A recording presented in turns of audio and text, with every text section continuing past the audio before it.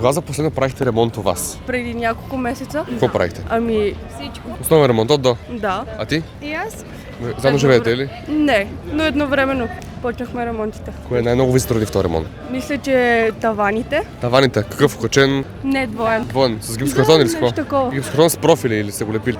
Не съм толкова наясно с тези неща. Какво обичаш да ремонтираш по принцип? Да боядисвам. Това е боядисваш? най-лесното. Аз примерно не мога да бодисам. Кой ви е любимия инструмент? Мечето. Мечето? Като пухлутка. Да. Имам рулетка. Имам и отверка. Рулетката. Като малко много си играех с рулетки. Това опасно да се поредиш. Да. Как си играла с нея? Ти ми показвам как. Покажи ми. Не е страх ме.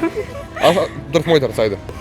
Как си играла като малка? Ами дърпах. До колко сантиметра? Горе-долу, така на око. Добре, толкова, толкова, толкова, колко толкова? Различно. Според зависи. Да. Е толкова. И какво си мерила? Някаква себе си. Да. Интересно, отвърката не ви ли харесва? Не ми трябва. Не ви трябва. Да. Мисля, какво ще завиете болчета? Ние не завиваме болчета. Не завиете болчета. Да. Те други ви го правят вместо вас. Да. Чуваш ли за фикс? Не. Фикс е приложение, в което има майстори, различни за ВИК, за инсталации, какво сетите. Може да нямаш нужда, но може да ти потрябва. Може да ти хареса.